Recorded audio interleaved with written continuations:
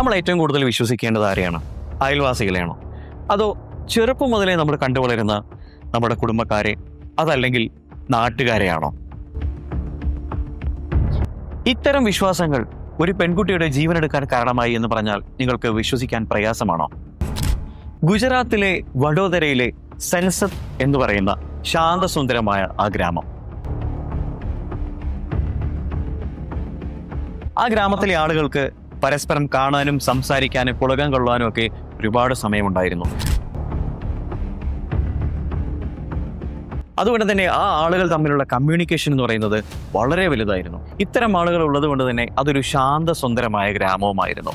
എന്നാൽ പെട്ടെന്നൊരു ദിവസം ആ ഗ്രാമത്തിലെ ഖുശ്ബു എന്ന് പറയുന്ന ഒരു പെൺകുട്ടിയെ കാണാതാവുകയാണ്. ആ പെൺകുട്ടി എങ്ങോട്ടേക്കാണ് പോയതെന്നോ എപ്പോഴാണ് പോയതെന്നോ ആ നാട്ടിലെ ആളുകൾക്ക് യാതൊരു അറിവും ഉണ്ടായിരുന്നില്ല.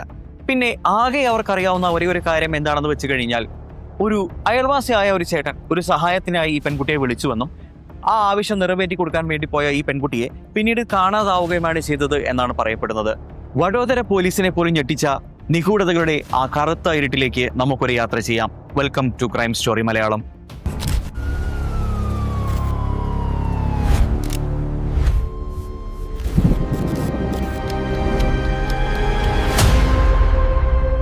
ഗുജറാത്തിലെ വഡോദര എന്ന് പറയുന്ന നഗരത്തിൽ നിന്ന് ഏകദേശം 40 കിലോമീറ്റർ ദൂരെയാണ് സെൻസദ് എന്ന് പറയുന്ന ഈ ശാന്തസുന്ദരമായ ഗ്രാമം. അവിടെയുള്ള ആളുകൾ വിദ്യാഭ്യാസത്തിനും അതുപോലെ തന്നെ മെഡിക്കൽ പരമായിട്ടുള്ള ആവശ്യങ്ങൾക്കുമെല്ലാം ഈ വഡോദരയെയാണ് ആശ്രയിച്ചുകൊണ്ടിരുന്നത്. ഈ ഗ്രാമത്തിൽ തന്നെയാണ് ഹേമ എന്ന് പറയുന്ന സ്ത്രീ താമസിച്ചിരുന്നത്. കൂടെ അവരുടെ 2 പെൺകുട്ടികളും ഉണ്ടായിരുന്നു. തേജൽ എന്നും ഖുശ്ബു എന്നുമായിരുന്നു ആ തരണിമണികളുടെ പേരുകൾ. എന്നാൽ കുഞ്ഞുങ്ങളുടെ ചെറിയ പ്രായത്തിൽ തന്നെ അവരുടെ അച്ഛൻ നഷ്ടപ്പെട്ടിരുന്നു. എന്നാൽ അതുകൊണ്ട് തന്നെ കുഞ്ഞുങ്ങളുടെ ഭാവി ഓർത്തുകൊണ്ട് ഹേമ 2ാമതൊരു കല്യാണം കഴിക്കുകയാണ്. പിന്നീട് ഈ 2ാം ഭർത്താവിന്റെ തണലിലാണ് തൻ്റെ 2 മക്കളും വളർന്നത്. മൂത്ത മകളായ തേജൽ ചെറുപ്പത്തിൽ തന്നെ പഠനം അവസാനിപ്പിച്ചിരുന്നു. എന്നാൽ ഖുശ്ബു ആവട്ടെ പഠനത്തിലും മറ്റുള്ള കാര്യങ്ങളിലുമെല്ലാം വളരെ മിടുക്കിയായിരുന്നു. അതുകൊണ്ട് തന്നെ ആ നാട്ടിലുള്ളവർക്കെല്ലാം പ്രിയപ്പെട്ടവളായിരുന്നു ഖുശ്ബു. ആ നാട്ടിലുള്ളവർ എന്ത് സഹായം ചോദിച്ചാലും ഒരു മടിയും കൂടാതെ ചെയ്തു കൊടുക്കാൻ ഖുശ്ബു എന്ന പെൺകുട്ടി മുൻപന്തിയിൽ തന്നെ ഉണ്ടാവുമായിരുന്നു. എല്ലാവരോടും ചിരിച്ച് സംസാരിക്കുന്ന പ്രകൃതവുമായിരുന്നു ഈ പെൺകുട്ടിക്ക്. തികച്ചും സാധാരണമായ ഒരു ദിവസമായിരുന്നു അന്ന്. ഉച്ചഭക്ഷണമെല്ലാം കഴിച്ച് ഖുശ്ബു ആ വീടിന്റെ ഉമ്മറത്തിരുന്ന് ഇങ്ങനെ ഉല്ലസിക്കുകയായിരുന്നു. പെട്ടെന്ന് അയൽവാസിയായ ഒരു യുവാവ് വീടിന്റെ മുന്നിൽ വന്നുകൊണ്ട് ഖുശ്ബുവിനോടൊരു കാര്യം ചോദിച്ചു. മോളെ, എന്റെ വീട്ടിൽ ചെറിയൊരു ജോലിയുണ്ട്, നിനക്കൊന്ന് വന്ന് ചെയ്തു തരാൻ കഴിയുമോ? ഇതായിരുന്നു ആ യുവാവ് പെൺകുട്ടിയോട് ചോദിച്ചത്.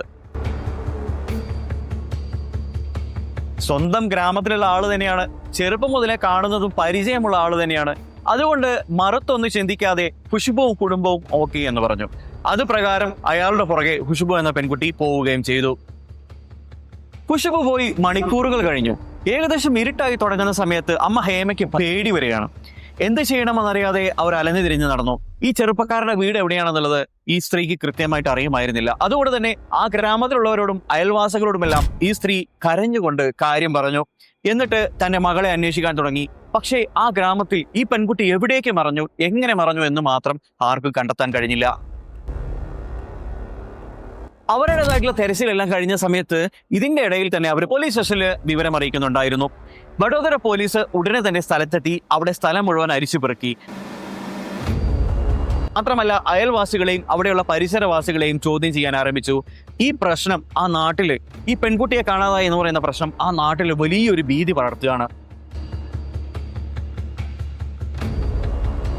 പോലീസിന് അന്വേഷണം കണ്ടിന്യൂ ചെയ്തുകൊണ്ടേയിരുന്നു. അവരുടെ സംശയം ഈ പെൺകുട്ടിക്ക് ആ ഗ്രാമത്തിൽ ആരുമായിട്ടും ഒരു ശത്രുതയോ മറ്റുള്ള കാര്യങ്ങളോ ഒന്നും ഉണ്ടായിരുന്നില്ല. അതുകൊണ്ട് തന്നെ ഈ പെൺകുട്ടി എങ്ങോട്ടേക്ക് പോകാനാണ്? ഇതുമായി ബന്ധപ്പെട്ടുകൊണ്ട് ആ ഗ്രാമത്തിലുള്ള കുറച്ച് ആളുകളെ പോലീസ് ചോദ്യം ചെയ്യാണ്. അവസാനമായി ഖുശ്ബുവിനെ കണ്ടതാരാണ്, മാത്രമല്ല ഖുശ്ബു ഏത് ഡയറക്ഷനിലേക്കാണ് പോയത് എന്നിങ്ങനെ തുടങ്ങിയിട്ടുള്ള സംശയങ്ങൾ അവിടുത്തെ ആളുകളോട് പോലീസ് ചോദിക്കുകയാണ്. പക്ഷെ അവിടുത്തെ ആളുകൾക്കും കൃത്യമായിട്ടുള്ള ഒരു മറുപടി പോലീസിന് കൊടുക്കാനുണ്ടായിരുന്നില്ല. അന്വേഷണത്തിനുള്ളിൽ പോലീസിന് ചില വിവരങ്ങൾ ലഭിക്കുകയാണ്. അന്വേഷിച്ച് പോലീസ് അവസാനം ഈ പെൺകുട്ടിയെ കൂട്ടിക്കൊണ്ടുപോയ ആ ചെറുപ്പക്കാരന്റെ വീടിനെ ലക്ഷ്യമാക്കി പോവുകയാണ്. അങ്ങനെ ആ ചെറുപ്പക്കാരന്റെ വീടെത്തി ആ ചെറുപ്പക്കാരനെ ചോദ്യം ചെയ്യാൻ ആരംഭിച്ച പോലീസ് ആദ്യമായി ആളോട് ചോദ്യം ചോദിക്കുകയാണ്. നിങ്ങൾ ഖുശ്ബു എന്ന് പറയുന്ന പെൺകുട്ടീനെ വീട്ടിൽ നിന്ന് ഇറക്കി കൊണ്ടുവന്നിട്ടുണ്ടായിരുന്നു. അവരുടെ വീട്ടിലുള്ള ആളുകൾ ഇതിനെല്ലാം സാക്ഷിയാണ്. ഈ പെൺകുട്ടി എവിടേക്കാണ് പോയത്? ഈ ചെറുപ്പക്കാരൻ ഉടനെ പോലീസിനോട് മറുപടി പറയാണ്, അങ്ങനെ ഒരു പെൺകുട്ടി ഇങ്ങോട്ടേക്ക് വന്നിട്ടില്ല, ഞാൻ ആ പെൺകുട്ടിയെ കണ്ടിട്ടില്ല. അയാൾ തന്നെയാണ് ഈ പെൺകുട്ടിയെ അവിടുന്ന് വിളിച്ചു കൊണ്ടുപോയത്. അതിൽ കണ്ടിട്ടുള്ള ആളുകളുമുണ്ട്, അവരുടെ വീട്ടുകാരെ തന്നെ സാക്ഷിയായിട്ടുണ്ട്. പക്ഷേ ഇയാൾ ധൈര്യപൂർവ്വം പോലീസിനോട് കള്ളം പറയാണ്. എങ്ങനെയാണ് ഇയാൾക്ക് അത്രയും ധൈര്യം കിട്ടിയത് എന്നുള്ളത് പോലീസിന് മനസ്സിലാകുന്നില്ല. പോലീസ് അനുഭവ സമ്പന്നരായിട്ടുള്ള പോലീസായിരുന്നു വഡോദരയിലേത്. അതുകൊണ്ട് തന്നെ അവർ ഈ യുവാവിനെ കൃത്യമായ രീതിയിൽ ചോദ്യം ചെയ്യാൻ ആരംഭിച്ചു. അങ്ങനെ ചോദ്യം ചെയ്തതിന്റെ അവസാന ഘട്ടത്തിൽ ഇയാൾക്ക് പിടിച്ചു നിൽക്കാൻ കഴിയാതെ ആ ക്രൂരതയുടെ മുഖം അയാളോട് വെളിപ്പെടുത്തുകയാണ്. ആ ചെറുപ്പക്കാരൻ ആ ക്രൂരതയുടെ മുഖം പറഞ്ഞത് ഇങ്ങനെയായിരുന്നു. അന്ന് അയാളുടെ വീട്ടിൽ ആരുമില്ലായിരുന്ന സമയത്താണ് ഈ പെൺകുട്ടിയെ ഒരു സഹായം ആവശ്യമുണ്ട് എന്ന് പറഞ്ഞിട്ട് ഈ ചെറുപ്പക്കാരൻ അയാളുടെ വീട്ടിലേക്ക് ക്ഷണിച്ചു വരുത്തുന്നത്. അങ്ങനെ ആ വീട്ടിലേക്ക് കൊണ്ടുപോയി ഉടനെ തന്നെ ആ യുവാവ് ഈ പെൺകുട്ടിയെ കയറി പിടിക്കാൻ ശ്രമിക്കുകയാണ്. അങ്ങനെ കയറി പിടിക്കാൻ ശ്രമിച്ച സമയത്ത് ഈ പെൺകുട്ടി വളരെ ധീരയായിരുന്ന ഒരു പെൺകുട്ടിയായിരുന്നു. ഇയാളെ പല്ലും നഖവും ഉപയോഗിച്ച് എതിർക്കാൻ ഈ പെൺകുട്ടി ശ്രമിക്കുന്നു. ഈ പെൺകുട്ടി അയാളോട് പറയാണ്, എന്നെ നിങ്ങൾ ഉപദ്രവിക്കാൻ ശ്രമിച്ചാൽ എനിക്ക് ഇവിടുന്ന് പുറത്തിറങ്ങാൻ കഴിയുകയാണെങ്കിൽ ഈ നാട്ടുകാരോടും എൻ്റെ വീട്ടുകാരോടും പോലീസ് സ്റ്റേഷനിൽ ഞാൻ പരാതി നൽകും, മാത്രമല്ല നിങ്ങളെ അഴിക്കുള്ളിലാക്കുകയും ചെയ്യും.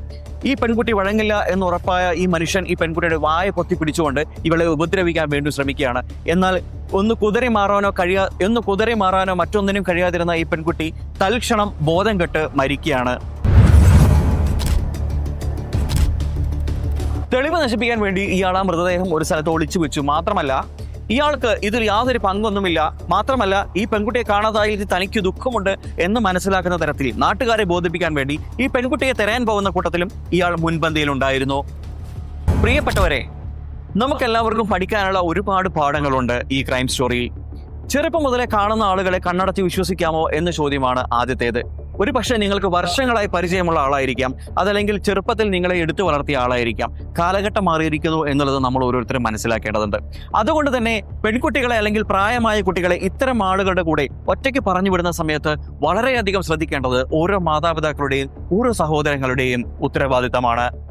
പ്രിയപ്പെട്ടവരെ, ഇതുപോലെയുള്ള കുറ്റവാളികളുടെ മാനസികാവസ്ഥകൾ ഒരു സാധാരണക്കാരന് ഒരിക്കലും ഗണിച്ചെടുക്കാൻ കഴിയില്ല. കാരണം ഇത്തരം ആളുകൾ ക്രൈം ചെയ്യുകയും അതേസമയം തന്നെ ഇതിന് പിന്നിൽ പ്രവർത്തിച്ച ആള് താനല്ല എന്നുള്ള രീതിയിൽ പുറമെ സമൂഹത്തിൽ പ്രവർത്തിക്കുകയും ചെയ്യും. അതുകൊണ്ടാണ് ഈ ചെറുപ്പക്കാരൻ ആ പെൺകുട്ടിയെ കൊലപ്പെടുത്തുകയും അത് മറച്ചു വെക്കുകയും പിന്നീട് താൻ ഇതിനൊന്നും ഉത്തരവാദിയല്ല എന്നുള്ള നിലക്ക് ആ കുട്ടിയെ കണ്ടെത്താൻ വേണ്ടി തിരച്ചിൽ നടത്തുന്ന സംഘത്തിന്റെ കൂട്ടത്തിൽ ഉൾപ്പെടുകയും മുൻപന്തിയിൽ ഈ പെൺകുട്ടിയെ തിരയാൻ വേണ്ടി എല്ലാവിധ ക്രമങ്ങളും ചെയ്തു എന്നും പറയപ്പെടുന്നത്. ഇങ്ങനെ പറയാനുള്ള സാഹചര്യം എന്താണെന്ന് വെച്ച് കഴിഞ്ഞാൽ ഈ കേസിലൊന്ന് പരിശോധിച്ച് നോക്കൂ. ഈ പെൺകുട്ടിക്ക് ചെറുപ്പം മുതലേ പരിചയമുള്ള ആളാണ് ഈ പെൺകുട്ടിയെ കൊണ്ടുപോയി ഉപദ്രവിച്ചത്. ഈ പെൺകുട്ടി അയാളെ ഡെയിലി കാണാറുണ്ടായിരുന്നു, ഇവരുമായി സൗഹൃദ സംഭാഷണത്തിൽ ഏർപ്പെടാറുണ്ടായിരുന്നു. ഇയാളുടെ വീട്ടിൽ ആരുമില്ലാതിരുന്ന തക്കം നോക്കിയാണ് ഇയാൾ ഇത്തരം ഒരു ചെയ്തി ഈ പെൺകുട്ടിയോട് കാണിച്ചത്. ഒരു പക്ഷേ ഇയാൾ ദിവസങ്ങളോളം അല്ലെങ്കിൽ മാസങ്ങളോളം പ്രാക്ടീസ് ചെയ്തുകൊണ്ട് പ്ലാൻഡ് ആയിട്ട് ചെയ്ത ഒരു മർഡർ അല്ല ഇത് എന്നുള്ളത് നമുക്കൊരു തരത്തിലും പറയാൻ കഴിയില്ല. ഈ കേസ് നമ്മളെ പഠിപ്പിക്കുന്ന ഏറ്റവും വലിയ പാഠം, നമുക്കറിയാവുന്ന ആളല്ലേ, നമ്മുടെ അയൽവാസിയല്ലേ എന്ന് വിശ്വസിച്ച് നമ്മൾ ചെയ്യുന്ന ചില കാര്യങ്ങൾ ഒരു പക്ഷേ നമ്മുടെ വിനാശത്തിലേക്ക്, നമ്മുടെ നാശത്തിലേക്ക്, നമ്മുടെ അവസാന ശ്വാസത്തിലേക്ക് നമ്മളെ കൊണ്ടെത്തിച്ചേക്കാം. പ്രിയപ്പെട്ടവരെ, ഈ ക്രൈം സ്റ്റോറിയുടെ ഡെപ്തിനെ കുറിച്ച് നിങ്ങളുടെ അഭിപ്രായം എന്താണെന്നുള്ളത് തീർച്ചയായും ഈ വീഡിയോയ്ക്ക് താഴെ കമന്റ് ചെയ്യാൻ മറക്കരുത്. നാളെ നല്ലൊരു വീഡിയോയുമായി വീണ്ടും കാണാം. അതുവരേക്കും ഗുഡ് ബൈ.